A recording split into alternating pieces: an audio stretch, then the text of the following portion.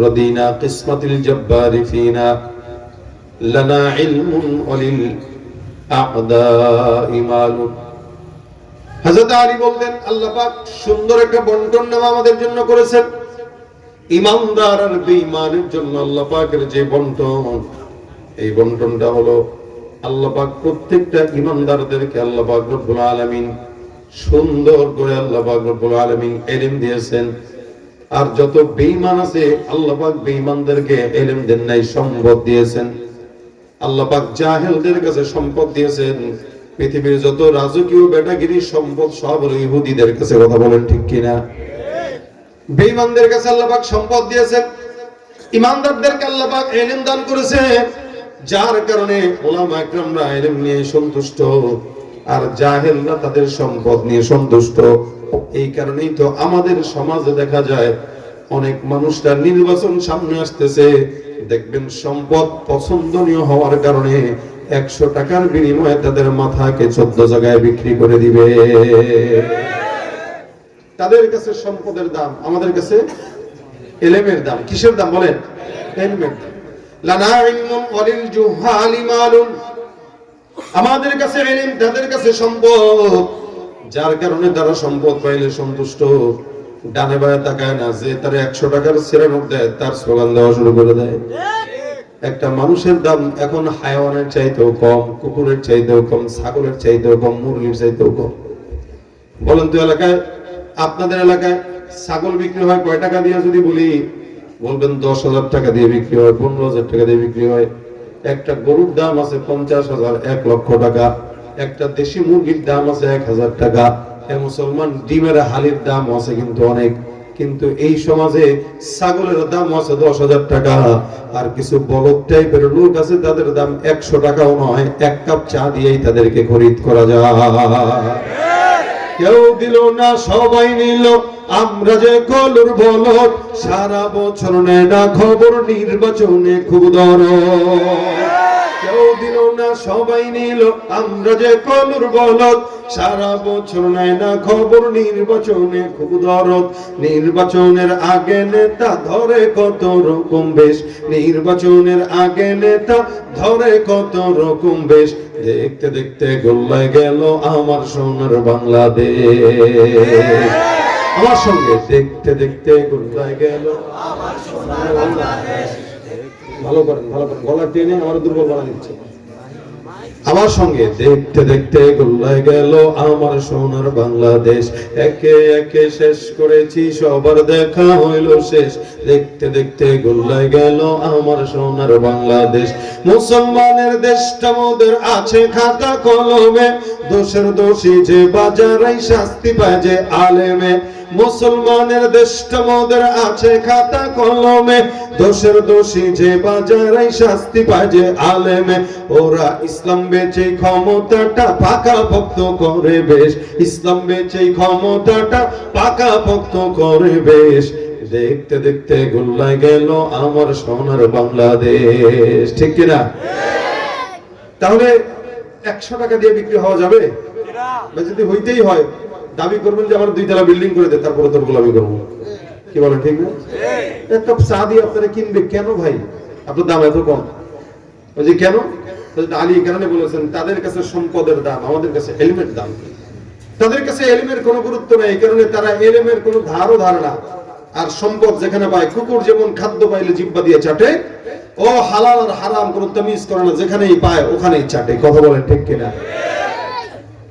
এজন্য হযরত আবু হুরায়রা রাদিয়াল্লাহু তাআলা আনহু বর্ণনা করেন, নবী করিম সাল্লাল্লাহু আলাইহি ওয়াসাল্লামের কর্নার কাছে আসছেন। এসে ডাক দিয়া বলেন, হে আবু হুরায়রা,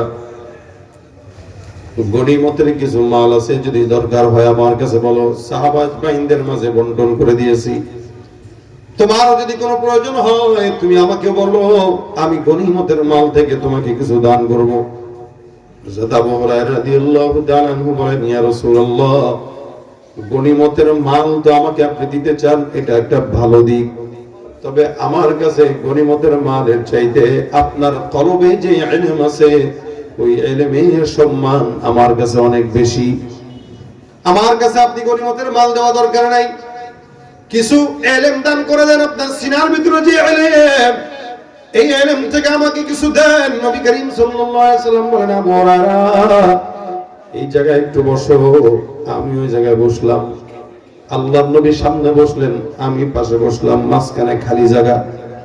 নবী আমার ডাক দেয়া বলে, হ্যাঁ আবু হুরায়রা, তুমি একটা কাজ করো, তোমার গায়ের যে চাদরটা আছে এই চাদরটাকে খুলে তুমি এই জায়গায় বিছায়া দাও।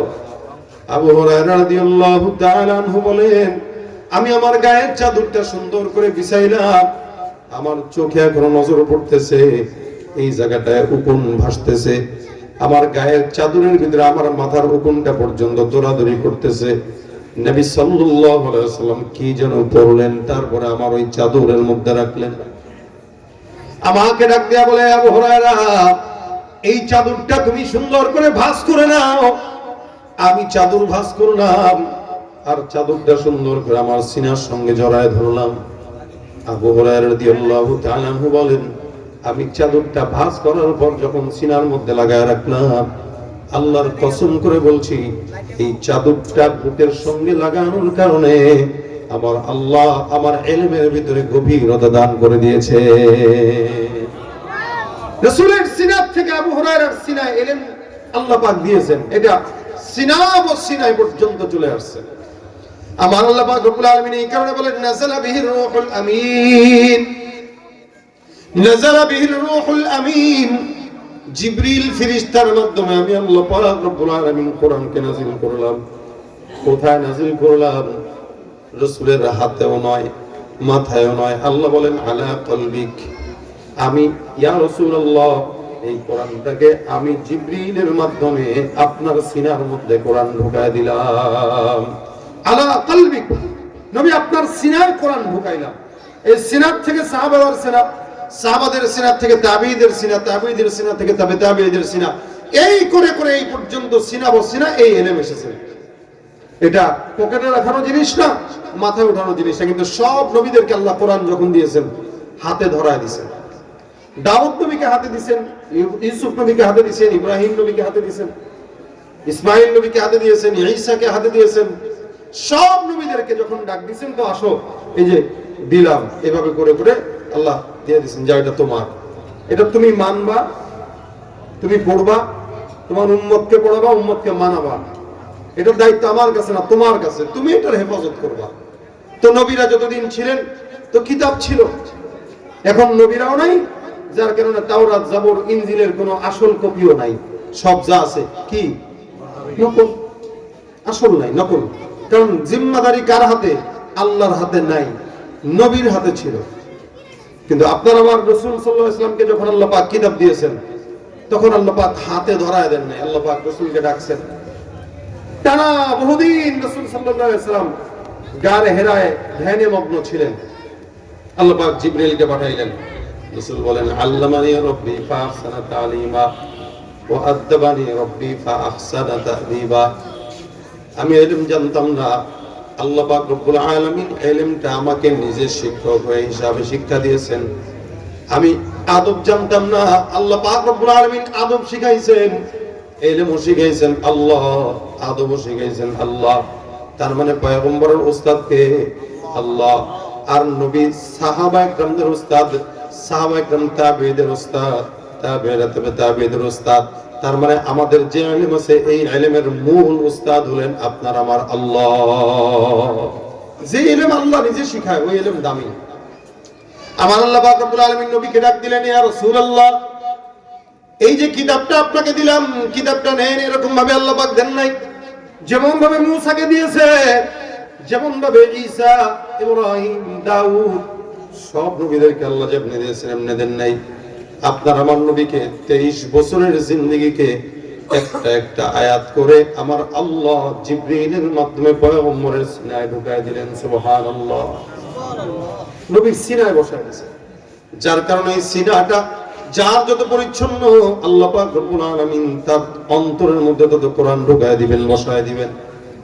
এই জন্য হাফেজে কোরআন যারা হয় তাদের নফস পবিত্র হওয়ার কারণে তারা হাফেজ হয়। যাদের নফস পবিত্র নয় তারা হাজারো চেষ্টা করার পরে হাফেজ হতে পারে না। ইমাম শাফি রাহমাতুল্লাহ আলাইহি এমন একজন মানুষ ছিলেন, 4 ইমামের অন্যতম ইমাম। ইমাম আযম আবু হানিফা, ইমাম মালিক, ইমাম শাফি, ইমাম আহমদ ইবনে হাম্বল। এই চারটা ইমামের এই গোটা মাযহাব যা বলেন এই চারটা ইমামের উপর ভিত্তি করেই আমরা ফলো করি, যার যেটা মনে চায় সে সেটা ফলো করুক। ইমাম শাফি রাহমাতুল্লাহ আলাইহি এমন একজন আল্লাহওয়ালা ছিলেন, এমন একজন ইমাম ছিলেন, উনি কোনো একটা জিনিস একবার যদি খালি উনি চক্ষু বুলাইতেন, ওটা আল্লাহ পাক তার দিমাগে 40 বছর ঢুকায় রাখতেন। সুবহানাল্লাহ, 40 বছর মনে রাখতেন। এই 40 বছর ওনার মনে থাকতেন, তার মানে বুঝেন জেহেন কত সবল ছিল। একবার শেষ বয়সে ওনার চোখে একটু কম দেখতেন, তখন কোনো একটা জায়গায় যাচ্ছিলেন সফরে, যেতে যেতে যেতে যেতে হঠাৎ করে এমন একটা জায়গায় গেছেন, যাওয়ার পর উনি মাথাটা নিচের দিকে দিয়ে হাঁটা শুরু করলেন, মাথা নামায় দিয়েছেন। ওনার খাদেম বলে, হুজুর মাথাটা কেন নামাইলেন? ইমাম শাফি রাহমাতুল্লাহ আলাইহি বলতেছেন, এখানে একটা গাছ থাকার কথা। বলে, এখানে তো কোনো গাছ নাই। কারণ অবশ্যই থাকার কথা, কারণ আমি 40 বছর আগে এই জায়গা দিয়ে গিয়েছিলাম, তখন এখানে একটা গাছ ছিল, আমার মাথা নিচে পড়ে যাওয়া লাগছিল। আজকে 40 বছর পর আমি আসছি, আমার দিল বলতেছে এটাই ওই জায়গা যে জায়গায় 40 বছর আগে গাছ ছিল। ওনার খাদেম খোঁজ নিয়ে দেখলেন যে হ্যাঁ, যুগের পরিক্রমায় কালের বিবর্তনে এই জায়গায় রোড হওয়ার কারণে গাছটা কেটে ফেলেছে, তবে 40 বছর আগে এখানে একটা গাছ ছিল যেই জায়গা দিয়ে ইমাম শাফি গিয়েছিলেন। 40 বছর পরে আজকে যদি ওই রাস্তা দিয়ে যাচ্ছিলেন, চোখে তেমন দেখে না, কিন্তু আল্লাহর বান্দার জেহেনে এখনো আছে যে এখানে একটা গাছ ছিল। সুবহানাল্লাহ, তাদের জেহেন ছিল। আমরা তো গতকাল কি হয়েছে আজকে বলতে পারি না, সকালে কি হয়েছে কোথায় কি বলছি মনে থাকে না। কেন? আমাদের নফস অপবিত্র, জেহেন অপবিত্র, যার কারণে আমাদের কলবে সিনায় কোরআন ঢুকে না। ইমাম শাফি রাহমাতুল্লাহ আলাইহি একবার রাস্তা দিয়ে হাঁটছিলেন, হঠাৎ করে একটা বেগানা নারীর দিকে ওনার নজর গেছে, পায়ের দিকে। দাও তো আগে যেরকম একটা জিনিস একবার দেখলেই মনে থাকতো, এখন আর একবার দেখলে মনে থাকে না, এখন চোখ বুলাইলে হয় না, এখন পড়তে হয়। একটু চেঞ্জ হয়েছে। ওনার জীবনীতে আরো আছে, উনি মাসে অথবা কখনো 40 দিনে 2 থেকে 3 বার বড় ইস্তেঞ্জার হাজত ছাড়তেন। জোরে বলেন সুবহানাল্লাহ। 2 থেকে 3 বার। তার মানে খাবার খুব সংক্ষেপ খাইতেন, এবং যেগুলো খাইতেন শুকনা খাবার, যেটার দ্বারা বাথরুমের প্রস্রাবের চাপ কম আসে, এরকম খাবার খাইতেন। তো একবার ওনার মা শেষ বয়সে ওনাকে বলতেছিলেন, মাসে যদি 3-4 বার 5 বার খালি বাথরুমেই যাওয়া লাগে, এলেম শিখবা কবে, পড়বা কবে, মানুষের জন্য খেদমত বা করবা কবে? তাহলে দেখেন তাদের অবস্থা কি ছিল, আমাদের অবস্থা কি। ইমাম শাফি রাহমাতুল্লাহ আলাইহি নজর গেছে বেগানা নারীর দিকে, পায়ের দিকে। তো উনি হঠাৎ করে জেহেনের যে দুর্বল অবস্থা, এটা উনি ওনার উস্তাদের কাছে যায় শিকায়ত করলেন। উনি বলেন, শাকাউতু ইলা ওয়াকিইন সুআ হিফজি ফাআওসানি ইলা তারকিল মাআসি। বলে, আমি আমার জেহেন যাকাতের দুর্বলতার কথা, জেহেন যাকাতের দুর্বলতার কথা নিয়ে আমি আমার উস্তাদের কাছে শিকায়ত করলাম। আমার উস্তাদ আমাকে এক বাক্যে একটা কথা বলল, ফারশাদানি ইলা তারকিল মাআসি। এই গুনাহ ছেড়ে দাও। যে ব্যক্তি গুনাহ ছেড়ে দেয়, আল্লাহ পাক তার কলবে ইলমের নূর দান করে দেয়। সুবহানাল্লাহ। ইন্নাল ইলমা নূরুম মিন ইলাহি ওয়া নূরুল্লাহি লা ইউতা লিআসি। ইমাম শাফিঈ বলেন, কোরআনের ইলম এটা আল্লাহর নূর। এই নূরটা আল্লাহ পাক রব্বুল আলামিন সবার অন্তরে দেন না। যেই বান্দার কলব যত পরিচ্ছন্ন, আল্লাহ পাক ওই বান্দার কলবের ভিতরে আল্লাহর ইলমের নূর দান করে দেন। সুবহানাল্লাহ। এই জন্য ভাইরা আমার, যারা এখানে আছে, অনেকে আছেন কোরআন জানেন না, পড়তেও জানেন না, চেষ্টা করেন কিন্তু কোরআন মুখ দিয়ে আসে না, তার মানে বোঝা গেল আপনার কলবের অবস্থা খারাপ, যার কারণে কলবেও কোরআন ঢোকে না, জবানেও কোরআন আসে না। মুসলমান ভাইরা আমার, কোরআন তেলাওয়াতের জন্য জবান যেমন পরিচ্ছন্ন রাখা দরকার, তেমনি ভাবে কলবটাও পরিচ্ছন্ন রাখা দরকার। এই কারণে প্রত্যেকটা সময় অন্তর পরিচ্ছন্ন, কলব পরিচ্ছন্ন রাখবো। কেন? আল্লাহর কোরআন পবিত্র জিনিস ঢুকানোর জন্য। যে অন্তরে কোরআন ঢুকে না, ওই অন্তরে শয়তান বাসা বাঁধে, আর যে অন্তরে কোরআন থাকে ওই অন্তরে শয়তান জায়গা পায় না। ঠিক কিনা? এই জন্য কোরআনকে ঢুকানোর জন্য অন্তর পরিচ্ছন্ন রাখবো ইনশাআল্লাহ। দেখেন, দামি জিনিস এটা দামি মানুষের অন্তরে যায়, দামি জিনিস দামি জায়গায় যায়। দুনিয়ার কোন শিক্ষার ব্যাপারে এরকম ভাবে আজমতের সাথে বলা হয় নাই। আল্লাহ রাসূল সাল্লাল্লাহু আলাইহি ওয়াসাল্লাম বলেন, এই দামি ইলম যদি কেউ শিখে, আল্লাহ পাক তাকে কি সম্মান দান করেন? ইন্নাল মালাইকাতা লাতাদউ আজনিহাতাহা রিদাল লিতালিবিল ইলম। নবী করিম সাল্লাল্লাহু আলাইহি ওয়াসাল্লাম বর্ণনা করেন, ছাত্র যারা, তালিবুল ইলম যারা, যারা কোরআন শিক্ষা করে, যারা তালিবুল ইলম যারা সমাজের ভিতরে, এরা যখন বের হয় কোরআন শিখে আর যখন রাস্তা দিয়ে হেঁটে যায়, আল্লাহ পাক রব্বুল আলামিন বলেন এই জমিনের ভিতরে যত বেঈমান নামক নিমক হারাম আছে তারাও হাঁটে, আমার আলেমে দিনরাও হাঁটে।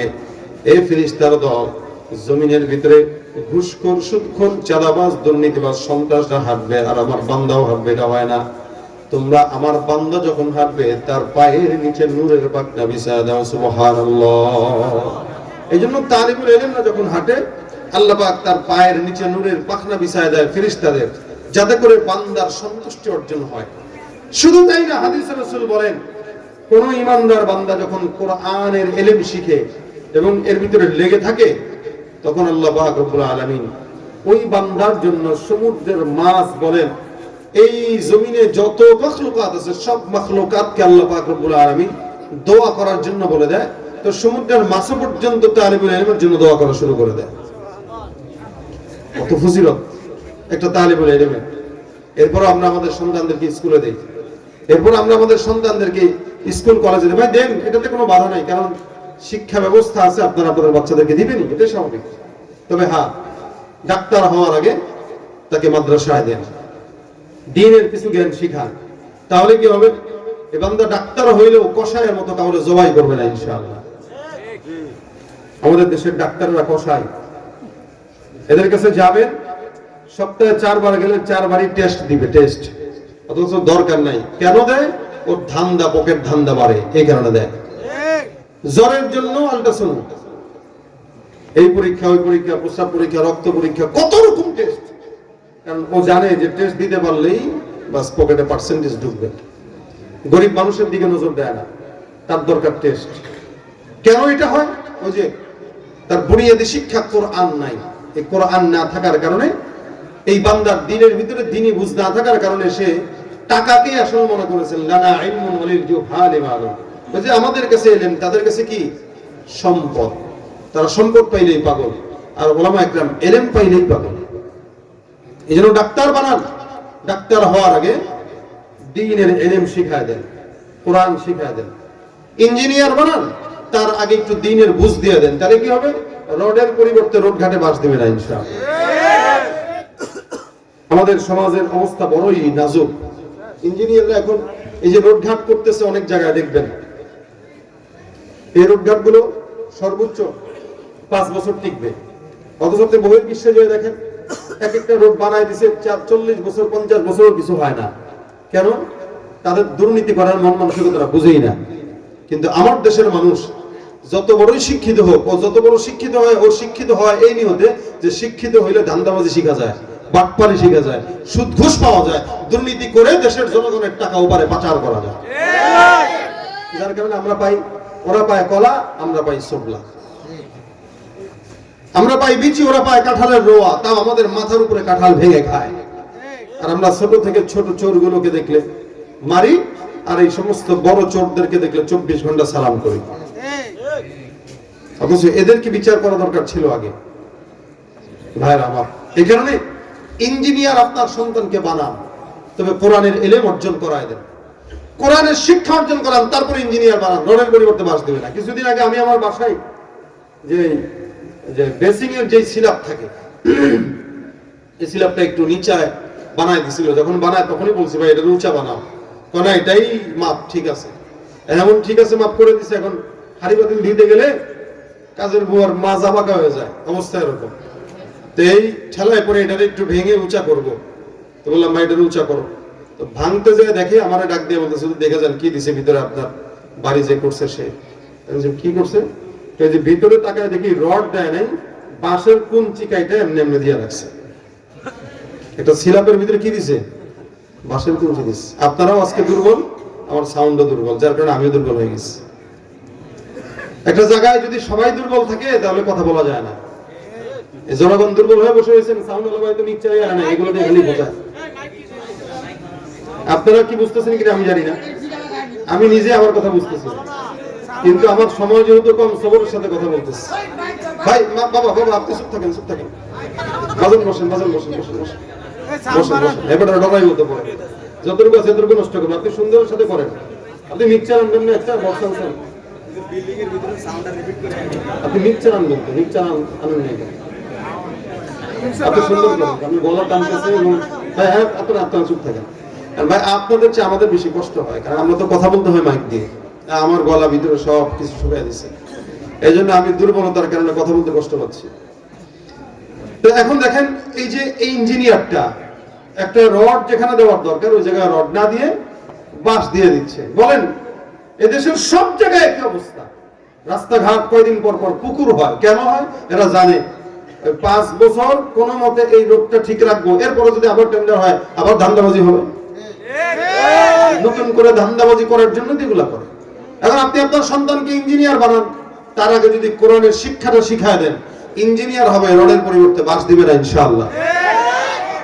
আপনার ছেলেকে আপনি আদালতের বিচারক বানান, সুপ্রিম কোর্টের বিচারক বানান, হাদি হত্যার বিচার হতে 1 মাসের সময় লাগবে না। অথচ আমাদের দেশে ধর্ষকরা পার পেয়ে যায় আর ধর্ষিতদের কবর এদেশে রচনা হয়। সন্ত্রাসীরা পার পেয়ে যায় আর খুনিদের কবরে আমাদের পাশে যেয়ে কান্না করা লাগে। কেন জানেন? শিক্ষিত হয়েছে কিন্তু কোরআনের জ্ঞান না থাকার কারণে শিক্ষিত শয়তান হয়ে গেছে। এজন্য এরা শিক্ষিত নয়, শিক্ষিত শিক্ষিত ওরা হলো দেশের লাগি মহামারীর মতো, ফাইলে কলম ঠেকাইয়া চালায় শুধুই নির্যাতন।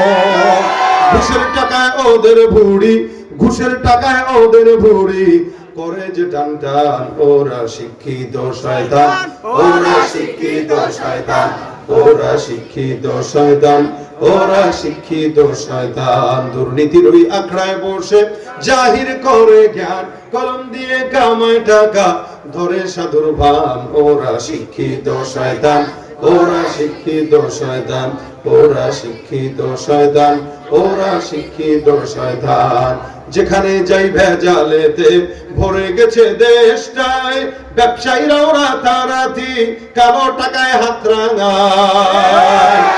ভেজাল থেকে বাঁচতে হলে, ভেজাল থেকে বাঁচতে হলে খোলা রাখো কান। ওরা শিক্ষিত শয়তান, ওরা শিক্ষিত শয়তান, ওরা শিক্ষিত শয়তান, ওরা শিক্ষিত শয়তান। তাহলে ওরা কি শিক্ষিত শয়তান। এই জন্য ইঞ্জিনিয়ার, ডাক্তার, ব্যারিস্টার, উকিল যা বানান বানান, আগে কি শিখান? কোরআন। কোরআনটা আমাদের জন্য শিক্ষা করা ফরজ। মক্তবে পাঠান, মাদ্রাসায় পাঠান, কোরআনের জ্ঞান যতটুকু দরকার ততটুকু দেন। আলেম হওয়া ফরজ নয়, তবে ইলম অর্জন করা ফরজ। কিসের ইলম? কিসের ইলম? কোরআনের ইলম। কতটুকু? বলে যেই ইবাদত ফরজ ওই ইবাদতের ইলম অর্জন করাও ফরজ। আর নামাজ এটা কি ফরজ? তো নামাজ এর জ্ঞান অর্জন করাও ফরজ। কতটুকু পড়লে নামাজ শুদ্ধ হয়, কতটুকু করলে নামাজ সহি হয়, কোন সময় পড়লে সওয়াব, কোন সময় পড়লে গুনাহ, নামাজ কয় রাকাত পড়তে হয়, এই যত কিছু ইলম যাবতীয় নামাজ কেন্দ্রিক সমস্ত ইলম অর্জন করা। কেন? যেহেতু নামাজটা ফরজ ইবাদত, রোজাটা যেহেতু ফরজ ইবাদত, এই রোজা কেন্দ্রিক যত ইলম আছে অতটুকু ইলম অর্জন করা ফরজ। এখন রোজা ভাঙতে কতটুকু কি লাগবে, ভুলে খাইলে কি হবে, রমজান মাসে কি করতে হবে, কি না করা যাবে, এগুলো ইলম অর্জন করতে হবে, এটা ফরজ। আলেম হওয়া ফরজ নয়, তবে যেই যেই ইবাদত ফরজ ওই ইবাদতের ইলম অর্জন করাও ফরজ। এইজন্য ভাইরা আমার, এখানে যারা আছেন, রমজান সামনে চলে আসতেছে, এরপর আবার নির্বাচনও আসতেছে। নির্বাচন আসতেছে, এখন আমাদের কাছে এই সমাজে নির্বাচনের আমেজ আছে, রমজানের কোনো আমেজ নাই বললেই চলে। রমজান দিয়ে কি হবে? রমজান ভাই বহুত পরে আসুক, সমস্যা নেই, আমাদের ভাই আগে আসা দরকার এই বিপদে। রমজান ভাইরে পাশা রাখছে দূরে, আর তার নেতা ভাইরে পাঠা রাখছে আগে। নেতারে নিয়ে জাহান্নামে যায়। এই জন্য নেতা নীতি বাদ দেন, বাদ দিয়ে রমজান আসতেছে, জিন্দেগিকে সাজানোর ফিকির করেন। আল্লাহুম্মা বারিক লানা ফি রজব ওয়া শাবান ওয়া বাল্লিগনা রমাদান। আল্লাহ পাক যেন রমজানে পৌঁছায় দেয় এবং রমজানটা যেন আমলের সাথে কাটানোর তৌফিক দান করে। রমজান আসতেছে, আসার আগে ফিকির করেন, এখানে যারা আছেন আপনারা 10 জন 15 জন মিলে একটা গ্রুপ করেন। কোরআন দামি জিনিস, এটা আগে নিজেকে পবিত্র করার নিয়ত করেন, তারপর শেখার জন্য চেষ্টা করেন। যতক্ষণ সুদ ঘুষ খাবেন আর শিখবেন লাভ নাই। ওদিক দিয়ে ঘুষ চলবে, সুদ চলবে, কোরআনও চলবে, ঢুকবে না, সারা জিন্দেগি শিখলেও ঢুকবে না। কিন্তু আগে নিয়ত করেন ঘুষ খাবো না, সুদ খাবো না, জেনাবে বিচার করবো না, সন্ত্রাসী করবো না, কিচ্ছু করবো না, দেখবেন কোরআন ঢুকে গেছে অটোমেটিক। এই জন্য প্রত্যেক দিন 10 জন করে এই মাদ্রাসায় আপনারা আপনাদের নিজেদেরকে আনেন, কোরআনের জন্য আসেন, শিখেন। 10-12 জন মিলে একটা গ্রুপ হন, সপ্তাহে 3 দিন আধা ঘন্টা করে সময় দেন। আপনাদের বিবিদেরকেও এক জায়গায় যান, শিখান। প্রত্যেকটা মানুষ যদি কোরআন শিখার জন্য নিয়ত করে, ফিকির করে, আশা করা যায় আজকের এই মজমা থেকে ইনশাআল্লাহ 10 জনও যদি রাজি হয়ে যায়, এই 10 জনই কোরআন তাদের জন্য সাক্ষী দিয়ে তাদেরকে জান্নাতে নিয়ে যাবে ইনশাআল্লাহ। কোরআন বান্দার জন্য সাক্ষী। তবে কোরআনের কদর করা লাগে। এখানে রাসূল সাল্লাল্লাহু আলাইহি ওয়াসাল্লাম 4 জিনিসের অপশন দিয়েছেন। 1 নাম্বার কুন আলিমান, 2 নাম্বার মুতাআল্লিমান, 3 নাম্বার মুস্তামিআন, 4 নাম্বার মুহিব্বান। হয়তো আলিম হন, নয়তো ছাত্র হন, নয়তো আলেমদেরকে ভালোবাসেন, নয়তো আলেমদের কথা শ্রবণ করেন। আলেমদের কথা শ্রবণ করবেন, নয়তো এটাও না পারলে আলেমদেরকে মহব্বত করেন, দূর থেকে হোক কাছ থেকে হোক। আলেমদেরকে মহব্বত করার কারণেও আল্লাহ পাক আলেমদের সাথে জান্নাত দান করবে ইনশাআল্লাহ। আপনি হয়তো এই যুগের আলেমদেরকে দিল থেকে মহব্বত করবেন, এই যুগের আলেম যদি ভালো না হয়, আপনাকে অতীতের আলেমদের সঙ্গে আল্লাহ পাক জান্নাত দিবেন। অতীতে যারা আলেম ছিল, যেহেতু আপনি ইলমকে মহব্বত করছেন, তো ইলমের মহব্বতের কারণে যারা অতীতে চলে গেছে, 100 বছর আগে, 200 বছর আগে যে সমস্ত আলেমরা চলে গেছে, তাদের সঙ্গে হইলে আল্লাহ পাক জান্নাত দিবেন।